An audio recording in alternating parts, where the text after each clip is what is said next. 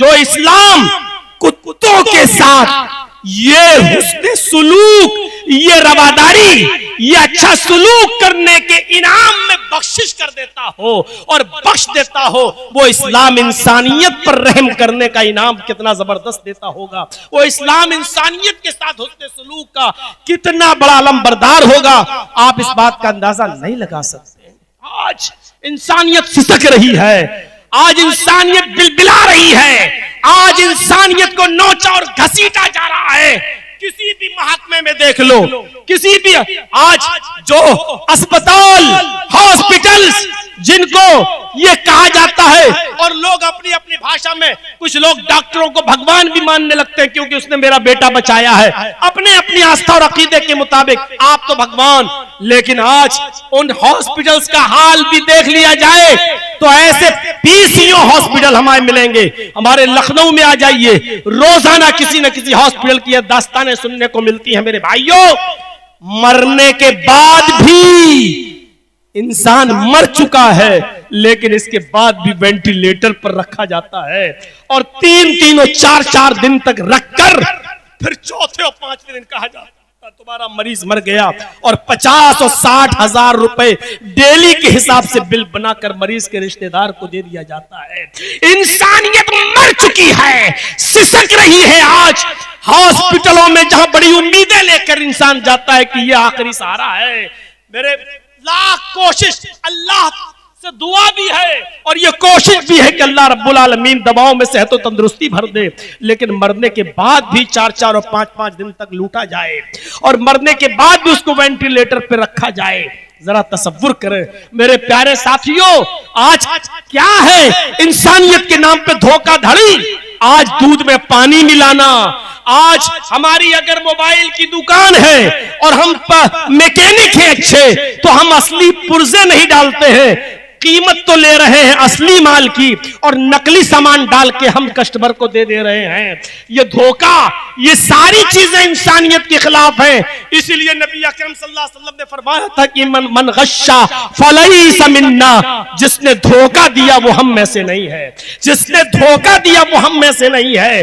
یہ انسانیت کی خلاف ہے ساری چیزیں۔ ایک دوسرے کا حق مارنا، جرجیت صاحب کا حق ہے، جرجیت صاحب اپنی محنت کے بلبوتے پر کامیاب ہوئے ہیں، میرا حق ہے کہ میں آپ کے آفس میں آؤں، میرا حق ہے کہ آپ مجھے نوکری دیں، لیکن جرجیت صاحب کا حق مار کر آپ 20 لاکھ روپے کسی نے دے دیے، آپ نے حقدار کا حق مار دیا، اور اس آدمی کو جس نے 20 لاکھ روپے دیے آپ نے اس کو حقدار بنا دیا۔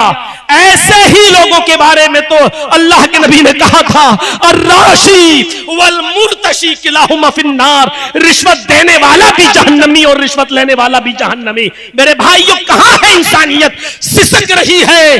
آج ہر جگہ دیکھو تو انسانیت، آج میرے بھائیوں کس کس سے لڑا جائے اور کہاں کہاں انسانیت کا تحفظ کیا جائے۔ اللہ کے نبی صلی اللہ علیہ وسلم نے لعنت بھی بھیجی ہے، لعن اللہ علی الراشی والمرتشی، اللہ کی لعنت ہو رشوت لینے والے پر اور اللہ کی لعنت ہو رشوت دینے والے پر۔ تو میرے بھائیوں، اسلام ان تمام چیزوں کے خلاف ہے، ہمیں سوچنا چاہیے۔ اماطۃ الاذى عن الطریق میں یہ چیز بھی شامل ہوتی ہے کہ راستے سے تکلیف دہ چیز کو ہٹا دینا، اور کسی کو بھی ہم تکلیف نہ دیں، کسی کو بھی ہم تکلیف نہ دیں۔ اللہ کے نبی صلی اللہ علیہ وسلم نے کتنا پیارا جملہ فرمایا، آپ نے فرمایا ارحموا من فی الارض یرحمکم من فی السماء، تم زمین والوں پر رحم کرو، آسمان والا تمہارے اوپر رحم کرے گا۔ آج رحم کہاں ہے؟ کہاں ہے رحم؟ آج ابھی دیکھیے گا جلسہ ختم ہونے کے بعد ابھی اپنی اپنی سائیکلیں اور اپنی اپنی گاڑیاں نکالنے میں بھی جھگڑا ہوگا، تم ایسے میں پہلے نکالوں، تم، ہر آدمی کو جلدی ہوگی۔ کہاں ہے رحم اور کہاں مر گئی انسانیت؟ میرے بھائیوں، اللہ کے نبی صلی اللہ علیہ وسلم تو انسانیت کے علم بردار تھے، اللہ کے رسول تو وہ تھے کہ ایک یہودی کا جنازہ آتے ہوئے دیکھا تو آپ کھڑے ہو گئے، جب وہ جنازہ گزر گیا تو صحابہ نے سوال کیا، اللہ کے رسول آپ یہودی کے جنازے کو دیکھ کر کھڑے ہو گئے؟ آپ نے جو جواب دیا وہ جواب حدیث کی کتابوں میں لکھا ہوا ہے، آپ نے فرمایا کیا مرنے والا انسان نہیں تھا؟ کیا مرنے والا انسان نہیں تھا؟ آپ تصور کریں میں اس کی یہودیت کی وجہ سے کھڑا نہیں ہوا، میں اس کی انسانیت کی وجہ سے کھڑا ہوا. میں نے اس لیے اس کی عزت نہیں کی کیونکہ وہ یہودی ہے، بلکہ اس لیے عزت کی کیونکہ وہ انسان ہے، اور انسان ہے تو اس کے غم میں اور اس کے دکھ میں ہمیں شریک ہونے کا حق ہے. میرے بھائیوں، ذرا آپ اندازہ لگا سکتے ہیں کہ جب غزوہ خیبر ہوا اور ایک الٹیمیٹم دے دیا اللہ کے رسول صلی اللہ علیہ وسلم نے کہ اتنے دن میں یہودی علاقہ خالی کر دیں، اور یہودی جب جانے لگے تو شکایت لے کر آئے کہ اللہ کے رسول آپ کے ساتھ صحابہ سے ایک شکایت ہے. آپ نے فرمایا کیا شکایت ہے؟ فرمایا کہ ہمارا جو مال لوٹا وہ تو کچھ نہیں، جنگ ہے مال لوٹا جاتا ہے، ہم آپ کا بھی لوٹ سکتے تھے، آپ ہمارا، جنگوں میں تو ایک دوسرے کا مال لوٹا ہی جاتا ہے، وہ مال جو آپ نے ہمارا لوٹا مال غنیمت کے طور پر لے لیجئے، مجھے کوئی اعتراض نہیں ہے. آپ نے فرمایا شکایت کیا ہے؟ ان یہودیوں نے کہا اللہ کے رسول شکایت یہ ہے کہ ہم تو جا رہے ہیں، الٹیمیٹم جو میعاد تھی ختم ہو رہی ہے، ہم جا رہے ہیں، لیکن اتنی گزارش ہے کہ جو ہمارا سامان لوٹا ہے ان لوٹے ہوئے سامان میں ہمارے کچھ تورات کے نسخے بھی ہیں، ہمارے کچھ تورات کے نسخے بھی ہیں جو آپ کے صحابہ نے لے لیے ہیں، ہمیں ہمارے تورات کے نسخے واپس کر دیے جائیں، ہمیں ہمارے نسخے لوٹا دیے جائیں. اللہ کے رسول ہم اس کی تلاوت کرتے ہیں، ہم چاہتے ہیں کہ ہمارے تورات کے نسخے ہمیں واپس کر دیے جائیں. اللہ کے نبی نے تمام صحابہ کو اکٹھا کیا اور سب سے کہا سامان جمع کرو، اور کہا کہ جتنے بھی تورات کے نسخے ہیں وہ ان کے حوالے کر دو، ان کے حوالے کر دو. اور آپ نے لوٹے ہوئے تورات کے نسخے سب یہودیوں کو واپس کروائے.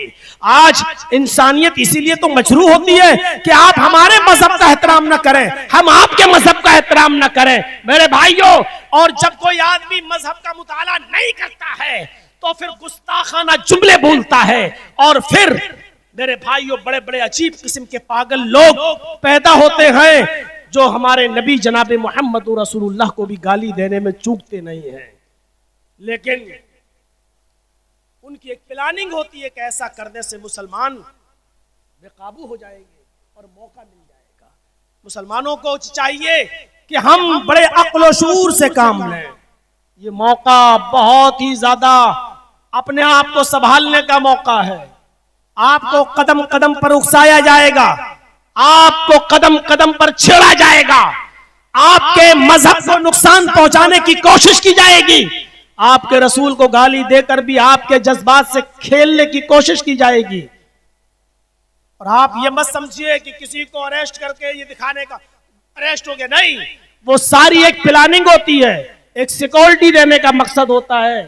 آپ کے جذبات سے کھیلنے کی کوشش، بڑے عقل و شعور سے کام لینے کی ضرورت ہے، اور یہ سوچنے کی ضرورت ہے جو سورج پر تھوکے گا وہ تھوک اسی کے منہ پر آئے گا. کیا کسی کے برا بھلا کہہ دینے سے محمد رسول اللہ صلی اللہ علیہ وسلم کی شان میں کوئی کمی آ جائے گی؟ ہمارا اسلام تو دوسروں کے بزرگوں کی عزت کرنے کا حکم دیتا ہے. وَلَا تَسُبُّوا الَّذِينَ يَدْعُونَ مِن دُونِ اللَّهِ فَيَسُبُّوا اللَّهَ عَدْوًا بِغَيْرِ عِلْمٍ.